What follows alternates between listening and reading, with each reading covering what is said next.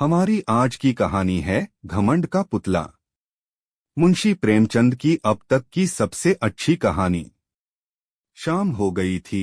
मैं सरयू नदी के किनारे अपने कैंप में बैठा हुआ नदी के मजे ले रहा था कि मेरे फुटबॉल ने दबे पांव पास आकर मुझे सलाम किया कि जैसे वह मुझसे कुछ कहना चाहता है।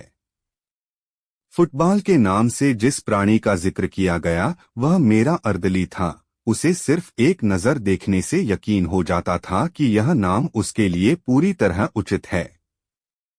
वह सिर से पैर तक आदमी की शक्ल में एक गेंद था, लंबाई चौड़ाई बराबर। उसका भारी भरकम पेट, जिसने उस दायरे के बनाने में खास हिस्सा लिया था, एक लंबे कमर बंद में लिपटा रहता था।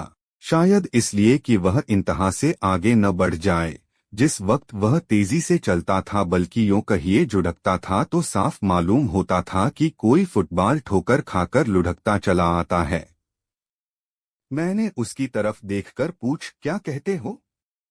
इस पर फुटबॉल ने ऐसी रोनी सूरत बनाई कि जैसे कहीं से पिटकर आया है, और बोला, हुजूर, अभी तक यहाँ रसद का कोई इंतजाम नहीं हुआ। जमींदार साहब कहते हैं कि मैं किसी का नौकर नहीं हूँ। मैंने इस निगाह से देखा कि जैसे मैं और ज्यादा नहीं सुनना चाहता। यह असंभव था कि मजिस्ट्रेट की शान में जमींदार से ऐसी गुस्ताखी होती। यह मेरे हाकिमाना गुस्से को भड़काने की एक बदतमीज कोशिश थी। मैंने पूछा, जमींदार कौन है? फुटबॉल की बौछें खिल गईं। बोला, क्या कहूँ, कुंवर सज्जन सिंह, हुजूर, बड़ा ढीठ आदमी है। रात आई है और अभी तक हुजूर के सलाम को भी नहीं आया। घोड़ों के सामने न घास है न दाना। लश्कर के सब आदमी भूखे बैठे हुए हैं। मिट्टी का एक बर्तन भी नहीं भेजा। मुझे जमींदारों से रात दिन साबका रहता था, मगर यह शिकायत कभी सुनने में नहीं आई थी। इसके विपरीत वह मेरी खातिरतवाजों में ऐसी जौफिशानी से काम लेते थे जो उनके स्वाभिमान के लिए ठीक न थी। उसमें दिल खोलकर आतिथ्य सत्कार करने का भाव तनिक भी न होता था। न उसमें शिष्टाचार था, न वैभव का प्रदर्शन जो ऐब है। इसके बजाय वह बेजा रसूख की फिक्र और स्वार्थ की हवस साफ दिखाई देती भी, और इस रसूख बनाने की कीमत काव्योचित अतिशयोक्ति के साथ गरीबों से वसूल की जाती थी, जिनका बेकसी के सिवा और कोई हाथ पकड़ने वाला नहीं। उनके बात करने के ढंग में वह मुलामियत और आजिजी बरती जाती थी जिसका स्वाभिमान से बैर है। और अक्सर ऐसे मौके आते थे जब इन खातिरदारियों से तंग होकर दिल चाहता था कि काश इन खुशामदी आदमियों की सूरत न देखनी पड़ती। मगर आज फुटबॉल की ज़बान से यह कैफियत सुनकर मेरी जो हालत हुई, उसने साबित कर दिया कि रोज रोज की खातिरदारियों और मीठी मीठी बातों ने मुझ पर असर किए बिना नहीं छोड़ा था। मैं यह हुक्म देने वाला ही था कि कुंवर सज्जन सिंह को हाजिर करो कि एकाएक मुझे ख्याल आया कि इन मुफ्तखोर चपरासियों के कहने पर एक प्रतिष्ठित आदमी को अपमानित करना न्याय नहीं है। मैंने अर्दली से कहा, आदमियों के पास जाओ, नकद दाम देकर चीजें लाओ और याद रखो कि मेरे पास कोई शिकायत न आए। अर्दली दिल में मुझे कोसता हुआ चला गया, मगर मेरे आश्चर्य की कोई सीमा न रही जब वहां एक हफ्ते तक रहने पर भी कुंवर साहब से मेरी भेंट न हुई। अपने आदमियों और लश्कर वालों की ज़बान से कुंवर साहब की ढिठाई, घमंड और हेकड़ी की कहानियां रोज सुना करता, और मेरे दुनिया देखे हुए पेशकार ने ऐसे अतिथि सत्कार शून्य गांव में पड़ाव डालने के लिए मुझे कई बार इशारों से समझाने बुझाने की कोशिश की। गालिबन मैं पहला आदमी था जिससे यह भूल हुई थी, और अगर मैंने जिले के नक्शे के बदले लश्कर वालों से अपने दौरे का प्रोग्राम बनाने में मदद ली होती तो शायद इस अप्रिय अनुभव की नौबत न आती। लेकिन कुछ अजब बात थी कि कुंवर साहब को बुरा भला कहना मुझ पर उल्टा असर डालता था, यहाँ तक कि मुझे उस आदमी से मुलाकात करने की इच्छा पैदा हुई जो सर्वशक्तिमान आफसरों से इतना ज्यादा अलग थलग रह सकता है। सुबह का वक्त था। मैं गढ़ी में गया। नीचे सरयू नदी लहरें मार रही थी। उस पार साखू का जंगल था, मीलों तक बादामी रेत, उस पर खरबूज और तरबूज की क्यारियां थीं। पीले पीले फूलों से लहराती हुई बगुलों और मुर्गाबियों के गोल बैठे हुए थे। सूर्य देवता ने जंगलों से सिर निकाला, लहरें जगमगाईं, पानी में तारे निकले, बड़ा सुहाना आत्मिक उल्लास देने वाला दृश्य था। मैंने खबर करवाई और कुंवर साहब के दीवानखाने में दाखिल हुआ। लंबा चौड़ा कमरा था, फर्श बिछा हुआ था। सामने मसंद पर एक बहुत लंबा तंगा आदमी बैठा था, सर के बाल मुड़े हुए, गले में रुद्राक्ष की माला, लाल लाल ऊंचा माथा। पुरुषोचित अभिमान की इससे अच्छी तस्वीर नहीं हो सकती। चेहरे से रोबदाब बरसता था। कुंवर साहब ने मेरे सलाम को इस अंदाज से लिया कि जैसे वह इसके आदी हैं। मसंद से उठकर उन्होंने बहुत बड़प्पन के ढंग से मेरी अगवानी की, खैरियत पूछी और इस तकलीफ के लिए मेरा शुक्रिया अदा करने के बाद इतर और पान से मेरी तवाजो की। तब वह मुझे अपनी उस गढ़ी की सैर कराने चले जिसने किसी ज़माने में ज़ुरर आसफुद्दौला को जिच किया होगा, मगर इस वक्त बहुत टूटी फीटी हालत में थी। यहाँ के एक एक रोड़े पर कुंवर साहब को नाज था। उनके खानदानी बड़प्पन और रोबदाब का जिक्र उनकी ज़बान से सुनकर विश्वास न करना असंभव था। बयान करने का ढंग यकीन को मजबूर करता था और वे उन कहानियों के सिर्फ पासबान ही न थे बल्कि वह उनके ईमान का हिस्सा थीं, और जहाँ तक उनकी शक्ति में था उन्होंने अपनी आन निभाने में कभी कसर नहीं की। कुंवर सज्जन सिंह खानदानी रईस थे। उनकी वंश परंपरा यहाँ वहाँ टूटती हुई अंत में किसी महात्मा ऋषि से जाकर मिल जाती थी। उन्हें तपस्या और भक्ति और योग का कोई दावा न था, लेकिन इसका गर्व उन्हें अवश्य था कि वे एक ऋषि की संतान हैं। पुरखों के जंगली कारनामे भी उनके लिए गर्व का कुछ कम कारण न थे। इतिहास में उनका कहीं जिक्र न हो, मगर खानदानी भाट ने उन्हें अमर बनाने में कोई कसर न रखी थी। और अगर शब्दों में कुछ ताकत है तो यह गढ़ी रोहतास या कालिंजर के किलों से आगे बढ़ी हुई थी। कम से कम प्राचीनता और बर्बादी के बाहम लक्षणों में तो उसकी मिसाल मुश्किल से मिल सकती थी, क्योंकि पुराने जमाने में चाहे उसने मुहासरों और सुरंगों को हेच समझा हो, लेकिन वक्त वह चींटियों और दीमकों के हमलों का भी सामना न कर सकती थी। कुंवर सज्जन सिंह से मेरी भेंट बहुत संक्षिप्त थी, लेकिन इस दिलचस्प आदमी ने मुझे हमेशा के लिए अपना भक्त बना लिया। बड़ा समझदार, मामले को समझने वाला, दूरदर्शी आदमी था। आखिर मुझे उसका बिन पैसों का गुलाम बनना था। बरसात में सरयू नदी इस जोर शोर से चढ़ी कि हजारों गांव बर्बाद हो गए। बड़े बड़े तनावर दरख्त तिनकों की तरह बहते चले जाते थे। चारपाइयों पर सोते हुए बच्चे, औरतें, खूंटों पर बंधे हुए गाय और बैल उसकी गरजती हुई लहरों में समा गए। खेतों में नाच चलती थी। शहर में उड़ती हुई खबरें पहुंचीं। सहायता के प्रस्ताव पास हुए। सैकड़ों ने सहानुभूति और शौक के अर्जेंट तार जिल के बड़े साहब की सेवा में भेजे। टाउन हॉल में कौमी हमदर्दी की पुरशोर सदाएं उठीं और उस हंगामे में बाढ़ पीड़ितों की दर्दभरी पुकारें दब गईं। सरकार के कानों में फरियाद पहुंची। एक जांच कमीशन तैयार किया गया। जमींदारों को हुक्म हुआ कि वे कमीशन के सामने अपने नुकसानों को विस्तार से बताएं और उसके सबूत दें। शिवरामपुर के महाराजा साहब को इस कमीशन का सभापति बनाया गया। जमींदारों में रेलपेल शुरू हुई। नसीब जागे। नुकसान के तखमीन का फैसला करने में काव्य बुद्धि से काम लेना पड़ा। सुबह से शाम तक कमीशन के सामने एक जमघट रहता। ऑनरेबल महाराजा साहब को सांस लेने की फुर्सत न थी। दलील और शहादत का काम बात बनाने और खुशामद से लिया जाता था। महीनों यही कैफियत रही।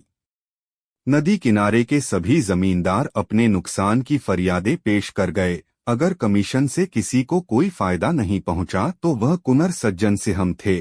उनके सारे मौजे सरयू के किनारे पर थे और सब तबाह हो गए थे। गढ़ी की दीवारें भी उसके हमलों से न बच सकी थीं, मगर उनकी जबान ने खुशामद करना सीखा ही न था और यहाँ उसके बगैर रसाई मुश्किल थी। चुनाचे वह कमीशन के सामने न आ सके। मियाद खत्म होने पर कमीशन ने रिपोर्ट पेश की। बाढ़ में डूबे हुए इलाकों में लगान की आम माफी हो गई। रिपोर्ट के मुताबिक सिर्फ सज्जन सिंह वह भाग्यशाली जमींदार थे जिनका कोई नुकसान नहीं हुआ था। कुंवर साहब ने रिपोर्ट सुनी, मगर माथे पर बल न आया। उनके आसामी गढ़ी के सहन में जमा थे। यह हुक्म सुना तो रोने धोने लगे। तब कुंवर साहब उठे और बुलंद आवाजों में बोले, मेरे इलाके में भी माफी है, एक कौड़ी लगान न लिया जाए। मैंने यह वाकया सुना और खुद ब खुद मेरी आंखों से आंसू टपक पड़े। बेशक यह वह आदमी है जो हुकूमत और अख्तियार के तूफान में जड़ से उखड़ जाए मगर झुकेगा नहीं। वह दिन भी याद रहेगा जब अयोध्या में हमारे जादूसा करने वाले कवि शंकर को राष्ट्र की ओर से बधाई देने के लिए शानदार जलसा हुआ। हमारा गौरव, हमारा जोशीला शंकर यूरोप और अमेरिका पर अपने काव्य का जादू करके वापस आया था। अपने कमालों पर घमंड करने वाले यूरोप ने उसकी पूजा की थी। उसकी भावनाओं ने ब्राउनिंग और शेली के प्रेमियों को भी अपनी वफा का पाबंद न रहने दिया। उसकी जीवन सुधा से यूरोप के प्यासे जी उठे। सारे सभ्य संसार ने उसकी कल्पना की उड़ान के आगे सिर झुका दिए। उसने भारत को यूरोप की निगाहों में अगर ज्यादा नहीं तो यूनान और रोम के पहलू में बिठा दिया था। जब तक वह यूरोप में रहा, दैनिक अखबारों के पत्रे उसकी चर्चा से भरे रहते थे। यूनिवर्सिटियों और विद्वानों की सभाओं ने उस पर उपाधियों की मूसलाधार वर्षा कर दी। सम्मान का वह पदक जो यूरोप वालों का प्यारा सपना और जिंदा आरजू है, वह पदक हमारे जिंदादिल शंकर के सीने पर शोभा दे रहा था और उसकी वापसी के बाद उन्हीं राष्ट्रीय भावनाओं के प्रति श्रद्धा प्रकट करने के लिए हिंदुस्तान के दिल और दिमाग अयोध्या में जमा थे। इसी अयोध्या की गोद में श्री रामचंद्र खेलते थे और यहीं उन्होंने वाल्मीकि की जादूगरी लेखनी की प्रशंसा की थी। उसी अयोध्या में हम अपने मीठे कवि शंकर पर अपनी मोहब्बत के फूल चढ़ाने आए थे। इस राष्ट्रीय कर्तव्य में सरकारी हुक्काम भी बड़ी उदारतापूर्वक हमारे साथ सम्मिलित थे। शंकर ने शिमला और दार्जिलिंग के फरिश्तों को भी अयोध्या में खींच लिया था। अयोध्या को बहुत इंतजार के बाद यह दिन देखना नसीब हुआ। जिस वक्त शंकर ने उस विराट पंडाल में पैर रखा, हमारे हृदय राष्ट्रीय गौरव और नशे से मतवाले हो गए। ऐसा महसूस होता था कि हम उस वक्त किसी अधिक पवित्र, अधिक प्रकाशवान दुनिया के बसने वाले हैं। एक क्षण के लिए अफसोस है कि सिर्फ एक क्षण के लिए अपनी गिरावट और बर्बादी का ख्याल हमारे दिलों से दूर हो गया। जय जय की आवाजों ने हमें इस तरह मस्त कर दिया जैसे महुअर नाग को मस्त कर देता है। एड्रेस पढ़ने का गौरव मुझको प्राप्त हुआ था। सारे पंडाल में खामोशी छाई हुई थी। जिस वक्त मेरी जबान से यह शब्द निकले, राष्ट्र के नेता, ए हमारे आत्मिक गुरु, हम सच्ची मोहब्बत से तुम्हें बधाई देते हैं और सच्ची श्रद्धा से तुम्हारे पैरों पर सिर झुकाते हैं। यकायक मेरी निगाह उठी और मैंने एक हृष्ट पुष्ट हैकल आदमी को ताल्लुकेदारों की कतार से उठकर बाहर जाते देखा। यह कुंवर सज्जन सिंह थे। मुझे कुंवर साहब की यह बेमौका हरकत, जिसे अशिष्टता समझने में कोई बाधा नहीं है, बुरी मालूम हुई। हजारों आंखें उनकी तरफ हैरत से उठीं। जलसे के खत्म होते ही मैंने पहला काम जो किया वह कुंवर साहब से इस चीज के बारे में जवाब तलब करना था। मैंने पूछा, क्यों साहब, आपके पास इस बेमौका हरकत का क्या जवाब है? सज्जन सिंह ने गंभीरता से जवाब दिया, आप सुनना चाहें तो जवाब हूं। शौक से फरमाइए। अच्छा तो सुनिए, मैं शंकर की कविता का प्रेमी हूं, शंकर की इज्जत करता हूं, शंकर पर गर्व करता हूं, शंकर को अपने और अपनी कौम के ऊपर एहसान करने वाला समझता हूं, मगर उसके साथ ही उन्हें अपना आध्यात्मिक गुरु मानने या उनके चरणों में सिर झुकाने के लिए तैयार नहीं हूं। मैं आश्चर्य से उसका मुंह ताकता रह गया। यह आदमी नहीं, घमंड का पुतला है। देखें, यह सिर कभी झुकता या नहीं। पूर्णमासी का पूरा चांद सरयू के सुनहरे फर्श पर नाचता था और लहरें खुशी से गलू मिलमिलकर गाती थीं। फागुन का महीना था, पेड़ों में कोपलें निकली थीं और कोयल कूकने लगी थी। मैं अपना दौरा करके सदर लौटता था। रास्ते में कुंवर सज्जन सिंह से मिलने का चाव मुझे उनके घर तक ले गया, जहां अब मैं बड़ी बेतकल्लुफी से जाता आता था। मैं शाम के वक्त नदी की सैर को चला। वह प्राणदायिनी हवा, वह उड़ती हुई लहरें, वह गहरी निस्तब्धता, सारा दृश्य एक आकर्षक सुहाना सपना था। चांद के चमकते हुए गीत से जिस तरह लहरें झूम रही थीं, उसी तरह मीठी चिंताओं से दिल उमड़ा आता था। मुझे ऊंचे कगार पर एक पेड़ के नीचे कुछ रोशनी दिखाई दी। मैं ऊपर चढ़ा। वहां बरगद की घनी छाया में धूनी जल रही थी। उसके सामने एक साधु पैर फैलाए बरगद की एक मोटी जटा के सहारे लेटे हुए थे। उनका चमकता हुआ चेहरा आग की चमक को लजाता था। नीले तालाब में कमल खिला हुआ था। उनके पैरों के पास एक दूसरा आदमी बैठा हुआ था। उसकी पीठ मेरी तरफ थी। वह उस साधु के पैरों पर अपना सिर रखे हुए था, पैरों को चूमता था और आंखों से लगता था। साधु अपने दोनों हाथ उसके सिर पर रखे हुए थे कि जैसे वासना धैर्य और संतोष के आंचल में आश्रय ढूंढ रही हो। भोला लड़का माँ बाप की गोद में आ बैठा था। एकाएक वह झुका हुआ सर उठा और मेरी निगाह उसके चेहरे पर पड़ी। मुझे सकता सा हो गया, यह कुंवर सज्जन सिंह थे। वह सर जो झुकना न जानता था, इस वक्त जमीन छू रहा था। वह माथा जो एक ऊंचे मनसबदार के सामने न झुका, जो एक प्रतानी वैभवशाली महाराज के सामने न झुका, जो एक बड़े देशप्रेमी कवि और दार्शनिक के सामने न झुका, इस वक्त एक साधु के कदमों पर गिरा हुआ था। घमंड वैराग्य के सामने सिर झुकाए खड़ा था।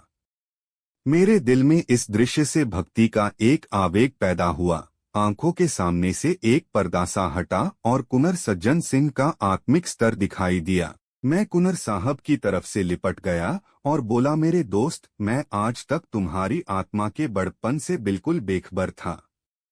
आज तुमने मेरे हृदय पर उसको अंकित कर दिया कि वैभव और प्रताप, कमाल और शोहरत यह सब घटिया चीजें हैं, भौतिक चीजें हैं। वासनाओं में लिपटे हुए लोग इस योग्य नहीं कि हम उनके सामने भक्ति से सिर झुकाएं। वैराग्य और परमात्मा से दिल लगाना ही वे महान गुण हैं जिनकी ड्योढ़ी पर बड़े बड़े वैभवशाली और प्रतापी लोगों के सिर भी झुक जाते हैं। यही वह ताकत है जो वैभव और प्रताप को, घमंड की शराब के मतवालों को और जड़ाऊ मुकुट को अपने पैरों पर गिरा सकती है। तपस्या के एकांत में बैठने वाली आत्मा, तुम धन्य हो कि घमंड के पुतले भी पैरों की धूल को माथे पर चढ़ाते हैं। कुंवर सज्जन सिंह ने मुझे छाती से लगाकर कहा, मिस्टर वागले, आज आपने मुझे सच्चे गर्व का रूप दिखा दिया और मैं कह सकता हूँ कि सच्चा गर्व सच्ची प्रार्थना से कम नहीं। विश्वास मानिए, मुझे इस वक्त ऐसा मालूम होता है कि गर्व में भी आत्मिकता को पाया जा सकता है। आज मेरे सिर में गर्व का जो नशा है वह कभी नहीं था। उम्मीद करते हैं आपको यह वीडियो अच्छी लगी होगी। धन्यवाद आपका। वीडियो पसंद आई हो तो लाइक और शेयर कर दीजिएगा।